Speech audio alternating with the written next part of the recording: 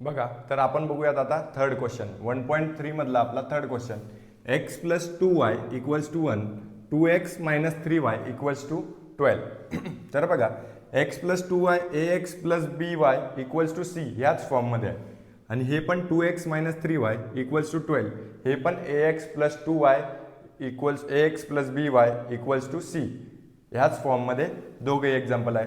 First एक्झाम्पलचं A1 B1 C1, second एक्झाम्पलचं C2 A2 B2 C2. बरोबर. तर हे व्यवस्थित आपण लिहून घेतलं आहे. तर A1 काय आहे?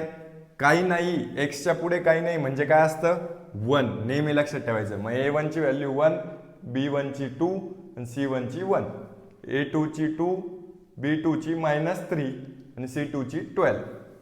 तर D काढूयात. तर बघा, सर्वात अगोदर आपण D काढत असतो. तर डीचा फॉर्म्युला काय? A1 A2 B1 B2. बरोबर. तर A1 ची व्हॅल्यू 1, B2 ची 2, B1 ची काय 2 आणि B2 ची -3. दोघांमध्ये क्रॉस मल्टिप्लिकेशन करायचं आणि दोघांचं क्रॉस मल्टिप्लिकेशन मध्ये काय करायचं? सबट्रॅक्शन. तर 1 - 3 -2 × 2, 1 × -3 2 × 2, 1 × -3 -3 आणि मायनस इंटू 2 × 2 4, -4 मायनस मायनस काय होईल? प्लस 4 + 3 7 आणि मोठ्या नंबरचं सिम्बॉल येईल -7. डी काय आलाय? -7. आता dx काय? C1 C2 B1 B2. बरोबर. -1 आपण -1 12, B1 ची 2 B2 ची -3. दोघांमध्ये क्रॉस मल्टिप्लिकेशन आणि मध्ये काय करायचं? सबट्रॅक्शन. तर बघा, -1 × -3 मायनस मायनस काय होईल? प्लस. तुम्हाला परत सांगतोय, जेव्हा मायनस मायनस प्लस होतं तेव्हा मल्टिप्लिकेशनमध्ये प्लसच राहतं, मोठ्या नंबरचा सिम्बॉल येत नाही.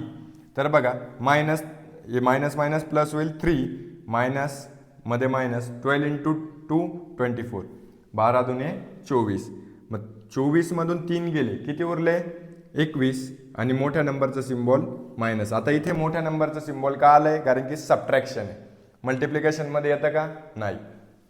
तर dy A1 A2 C1 C2 1 2 -1 12 coordinates व्यवस्थित लिहिता आले पाहिजे आणि थोडंसं डोकं ठिकाणावर ठेवून लिहायचे ते. बघा, 1 × 12 मायनस -1 × 2. तर 1 × 12 12 मायनस -1 × 2 -2. कळालं? तर मायनस मायनस काय होईल? प्लस. तर 12 + 2 14. हे सगळे कोऑर्डिनेट्स कसे आले? व्यवस्थित लक्ष देऊन नोट्स बनवायचे, व्यवस्थित लिहायचं आहे कसं कसं आपण काय काय सॉल्व करतोय. तर आता बाय क्रेमर्स रूल आपल्याला काय करायचं? एक्स आणि वाय ची व्हॅल्यू काढायची. x = dx/d. हे 4 जर फॉर्म्युले लक्षात राहिलेत ना, 1 2 3 4 5 जर फॉर्म्युले लक्षात राहिले, हे काहीच नाही, एकदम सोपं आहे. सर्वात अगोदर करायचं काय? ax + by = c ह्या फॉर्ममध्ये आहे, चेक करायचं, त्याचे कोऑर्डिनेट्स लिहायचे, डायरेक्ट गणित सुरुवात करायचं. समजलं? तर बघा, x = dx/d. dx काय आहे? dx -21 अपॉन d काय आहे? -7. मायनस मायनस गेट्स कॅन्सल, 7 1 जा 7, 7 3 जा 21. x ची व्हॅल्यू काय आली? 3. तसंच y dy/d. आता इथे बघा, dy/d 14/-7. 7 1 जा 7, 7 2 जा 14. पण मायनसचं साईन तसं आहेच म्हणून -2. कळालं? इथे दोघं मायनस कॅन्सल झाले म्हणून फक्त 3. आता x = काय आलं? 3 आणि y = -2. कळालं? आता आपण वळूयात फोर्थ क्वेश्चनकडे. तुम्हाला जर व्हिडिओ समजत असेल तर नक्की तुमच्या मित्रांना शेअर करा, बेल आयकॉनला प्रेस करून ठेवा नवीन व्हिडिओजसाठी, आणि जो पण आपण व्हिडिओज टाकू तो तुमच्यासमोर पहिल्यांदा लगेच येईल टाकल्या याच्यासाठी बेल आयकॉनलाही प्रेस करा. आणि हे जर समजत असेल तर मला येस ऑर नो कमेंट बॉक्समध्ये कळवत चला. तर बघा, आता बघूयात फोर्थ क्वेश्चन. तर फोर्थ क्वेश्चनमध्ये 6x - 4y = -12 आणि 8x - 3y = -2. हे ax + by = c ह्या फॉर्ममध्ये आहे. हो, सर्व दोघी एक्झाम्पल त्याच फॉर्ममध्ये आपल्याला दिलेले आहेत. तर आपण काय करूयात? पहिल्या इक्वेशनचे A1 B1 C1 लिहून घेऊयात. दुसऱ्या इक्वेशनचे A2 B2 आणि C2 लिहून घेऊयात. तर बघा, कधीही हे लिहिताना चुकायचं आपल्याला नाहीये. तर बघा, A1 तर A1चा काय आहे 6, A2चा B1चा काय -4 आणि C1चा -12. याच्यातच मुलांची गडबड जास्त होते. तर A2चा काय आहे -3, A2चा आहे 8, B2चा आहे -3 आणि C2चा आहे -2. हेच व्यवस्थित तुम्ही लिहायचं आहे. याच्यातच मुलांची जास्त गडबड होत असते. तर बघा आता A1 Dचा फॉर्म्युला काय आपला A1 A2 B1 B2. तर A1ची व्हॅल्यू 6, A2ची 8, B1ची -4, B2ची -3. दोघांना क्रॉस मल्टिप्लिकेशन करायचं आणि दोघांमध्ये करायचं काय सबट्रॅक्शन. बरोबर. तर बघा 6 3 जा 18, 6 -3 -18, 6 3 जा 18, मायनस प्लस काय होत असतं -6 3 जा 18, मायनस तसंच 8 4 जा 32, पण कोणतं -32 कारण की मायनसचं -4 आहे. तर मायनस काय होईल plus, -18 plus 32 minus plus minus आणि इथे काय होईल 14 आणि मोठ्या नंबरचं साईन प्लस. कळालं. मायनस प्लस काय होत असतं minus, plus plus plus minus minus minus plus आणि minus plus minus plus minus minus. तर बघा dxची काय C1 C2 B1 B2. C1ची व्हॅल्यू -12, C2ची व्हॅल्यू -2, B1ची -4, B2ची -3. दोघांचं क्रॉस, सर्वच व्हॅल्यू मायनसमध्ये. तर याच्यात थोडासा कन्फ्युजन होईल तुम्हाला. नीट लक्ष द्या. लक्ष दिलं तर व्यवस्थित सर्व काही क्लिअर करतो. तर बघा -12 इंटू -3 दोघांना ब्रॅकेट करून घ्यायचं. -12 इंटू -3 मायनस मायनस प्लस 12 1 जा 12, 12 2 जा 24, 12 3 जा 36 मायनस आता 4 multiply by 2 minus minus -2 multiply by -4 minus minus plus 2 into 4 8, 36 - 8 equals to 28. कळालं. आता dy A1 A2 C1 C2 6 8 -12 -2. कळालं. तर बघा हे कोऑर्डिनेट्स इथे बघून लिहायचे. इतकं काय अवघड आहे त्याच्यात, सर्व काही सोपंच आहे. व्यवस्थित लक्ष द्या फक्त. -6 इंटू -2 -12 इंटू 8, 6 इंटू 2 -2, 6 2 जा 12 -12 -12 इंटू 8 86, 12 8 किती होतात 96 आणि मध्ये मायनस. तर हे मायनसचं सिम्बॉल आलं म्हणून मायनस. आता -12 इथे मायनस मायनस प्लस, मग प्लस 96 मायनस प्लस काय होत असतं परत मायनस. मग 96 मधून 12 गेले किती उरले 84 आणि मोठ्या नंबरचं साईन. बरोबर. मग dy dx आणि d ची व्हॅल्यू आपल्याला आलेली आहे. तर x ची व्हॅल्यू बाय क्रेमर्स रूलने काय x equals to dx upon d. मग dx काय 28 अपॉन 14 इक्वल्स टू किती 14 1 जा 14, 14 2 जा 28. x इक्वल्स टू काय आलंय 2 आणि y इक्वल्स टू काय y equals to dy upon d. मग dy ची व्हॅल्यू काय 84 अपॉन 14, 14 1 जा 14, 14 6 जा 84. मग x इक्वल्स टू 2 आणि y इक्वल्स टू 6. कळत आहे ना तुम्हाला. व्यवस्थित बघत चला. आता आपण वळूयात फिफ्थ. आता बघूयात फिफ्थ क्वेश्चन. हा सेकंड लास्ट क्वेश्चन आहे आपला. 4m + 6n. आता x आणि y च्या जागी काय दिले आपल्याला व्हॅल्यू m आणि n च्या. तर इथे dm dn पण घेऊ शकतो आणि आपलं रेग्युलर dx dyच राहू द्या कारण की ते तुम्हाला कन्फ्युजन व्हायला नको. तर dn 3m + 2n equals to 28. दोघेही value ax + by equals to c ह्या फॉर्ममध्ये.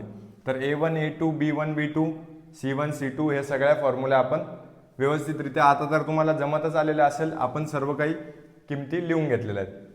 तर डायरेक्ट डीचा फॉर्म्युला टाकायचा a1 a2 b1 b2 4 3 6 2.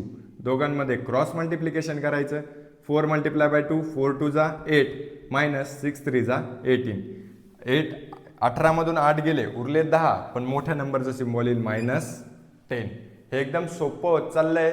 जसे जसे आपण जास्त प्रॅक्टिस करू तसं तसं आपल्याला काय होत चाललंय हे गणित सोपे होत चालले. आता dx C1 C2 B1 B2 54 multiply by 2 6 multiply by 28 मध्ये मायनस 54 2 जा 108 मायनस 6 मल्टिप्लाय बाय 28 168. 168 मधून 108 गेले किती उरले 60 पण मोठ्या नंबरचं सिम्बॉल काय मायनस तर -60. तसंच dyचं a1 a2 c1 c2 4 54 3 28. दोघांचं क्रॉस दोघांमध्ये subtraction. 4 multiply bye 28 minus 54 multiply by 3 28 4 जा 112 मायनस 54 3 जा 162. तर दोघांना मायनस केल्यावर काय येतं 162. बघा इथे करून बघा 162 मायनस 112 किती 2 मायनस 2 0 6 मायनस 1 5 1 मायनस 1 0 म्हणजे 50. पण मोठ्या नंबरचं साईन मायनस तर मायनस 50. बाय क्रेमर्स रूल, क्रेमर्सच्या नियमानुसार x equals to D x upon D. D एक्सची व्हॅल्यू काय मायनस 60 आणि डीची व्हॅल्यू आहे मायनस 10. तर मायनस मायनस काय होईल कॅन्सल. 10 1 जा 10 10 6 जा 60. x equals to 6. y equals to d y upon D. D y काय मायनस 50 आणि डी काय मायनस 10. Minus minus cancel. 10 1 जा 10 10 5 जा 50. मग x इक्वल्स टू काय आलं 6 आणि y इक्वल्स टू काय 5. मग x कशाला ॲझ्युम केलं आपण, x म्हणजेच काय m, तर m ची व्हॅल्यू येईल 6 आणि y म्हणजेच n ची व्हॅल्यू येईल 5. तर बघा हे झालं आपलं 5th एक्झाम्पल. आता आपण वळूयात आपल्या शेवटच्या एक्झाम्पल, सर्वात शेवटच्या क्वेश्चनकडे. 1.3 मधला प्रॅक्टिस सेट 1.3 मधला सर्वात शेवटचा question. 6th question. 2x plus 3y equals to minus 2 आणि x minus y upon 2 equals to 1 upon 2. आता अपॉनमध्ये तर थोडं चिंतेत पडलेलं असेल मुलं, कसं करायचं तेही एकदम सोप्या पद्धतीने आपण तुम्हाला शिकवणार आहेत. तर बघा 2x plus 3y equals to minus 2 equals to 1. तर हे झालं आपलं फर्स्ट इक्वेशन. दोघंही इक्वेशन अगोदर चेक करायचे की ax plus by equals to c फॉर्ममध्ये. तर हे दोघंही एक्झाम्पल त्याच फॉर्ममध्ये, एक्सचा वायचा व्हेरिएबल आणि कॉन्स्टंट इकडे, कोइफिशियंट इकडे आणि एक्स वायचा आणि कोइफिशियंट इकडे. आता हे मायनस वाय, हे y अपॉन 2 आहे म्हणजेच काय y multiply by 1 upon 2, y into 1 y असं ॲझ्युम करायचं. तर बघा a1 a2 b1 c1 च्या व्हॅल्यू आपण फर्स्ट एक्झाम्पलपासून लिहिणार आहोत.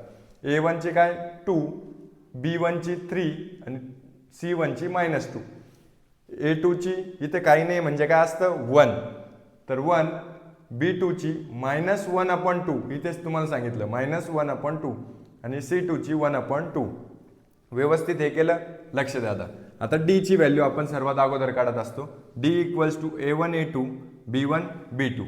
तर 2 a ची a1 ची 2 b a2 ची 1 b1 ची 3 b2 ची मायनस 1 अपॉन 2. तर बघा ह्या दोघांची क्रॉस मल्टिप्लिकेशन, दोघांमध्ये सबट्रॅक्शन. 2 मल्टिप्लाय बाय काय 2 व मायनस 1 अपॉन 2 मायनस 3 इंटू 1. आता 2 into minus 1 minus 2, 2 into minus 1 minus 2 upon 2, 2 1 जा 2 2 1 जा 2 काय येईल minus 1. Minus 3 into 1 minus 3, minus minus plus, पण मोठ्या नंबरचं साईड येईल मायनस. मग 4 मायनस 4 डी एक्स काय येईल आपलं मायनस 4 डी एक्स काय येईल c1 ची व्हॅल्यू 2 c2 ची 1 अपॉन 2 b1 ची 3 b2 ची मायनस 1 अपॉन 2. तर बघा 2 into minus 1 upon 2 minus 3 into 1 upon 2. ह्या दोघांची क्रॉस मल्टिप्लिकेशन, दोघांमध्ये minus. 2 into minus 1 minus 2 upon 2. जेव्हा याच्या खाली असं 1 ॲझ्युम करायचं आहे तर याच्या खाली काही नाही म्हणजे काय असतं 1. आता 2 गुणिले मायनस 1 मायनस 2, 1 गुणिले मायनस 2 2, बरोबर. मायनस 3 इंटू 3 इंटू 1 3 मायनस 3 आणि 1 इंटू 2 2. आता दोघांचा काय छेद समान आहे, तर दोघांचा छेद समान घ्यायचा आणि minus 2 minus 3 minus minus plus, पण मोठ्या नंबरचा साईन येईल 3 प्लस 2 5 आणि मोठ्या नंबरचा साईन मायनस मायनस 5 अपॉन 2. हे काय होईल आपलं डी एक्स. आता डी वाय फाइंड करूयात. a1 ची व्हॅल्यू 2 a2 ची 1 c1 ची 2 c2 ची 1 अपॉन 2. तर बघा 2 इंटू 1 अपॉन 2 आणि 2 इंटू मायनस 2 इंटू 1 मायनस, तर 2 इंटू 1 2 अपॉन 2 2 1 जा 2 2 1 जा 2 काय येईल आन्सर 1. इथे 1 मायनस 2 इंटू 1 2, 1 मायनस 2 मायनस 1, 2 मधून 1 गेले 1 उरला आणि मोठ्या नंबरचा सिम्बॉल मायनस 1. आता डी वायचाही व्हॅल्यू आपल्याला आलेली आहे. बाय क्रेमर्स रूल, क्रेमर्सच्या नियमानुसार D equals to x equals to D x upon D minus 5 upon 2.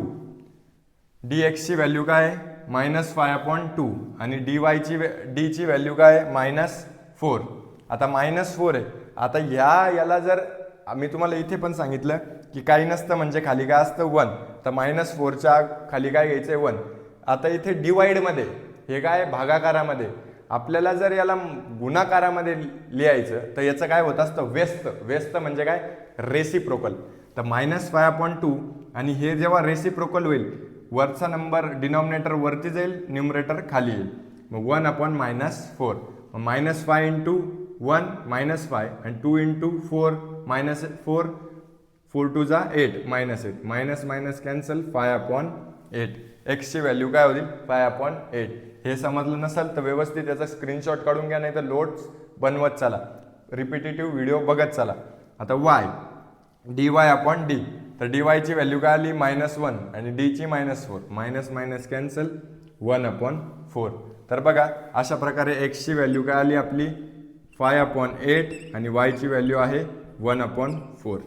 बघा इथेच ही एक्सरसाइज संपलेली आहे.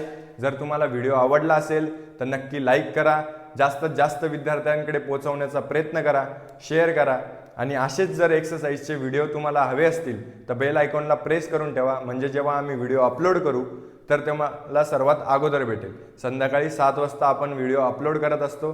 व्यवस्थित वेळेवर हजर राहून लवकरात लवकर हे व्हिडिओज जास्तीत जास्त शेअर करा आणि जर तुम्ही शेवटपर्यंत बघत असेल तर नक्की मला कमेंट बॉक्समध्ये कळवा की येस ऑर नो या पद्धतीने मला कळवत चला आणि तुम्हाला अजून काय हवं असेल तेही मला कमेंट बॉक्समध्ये कळवत चला.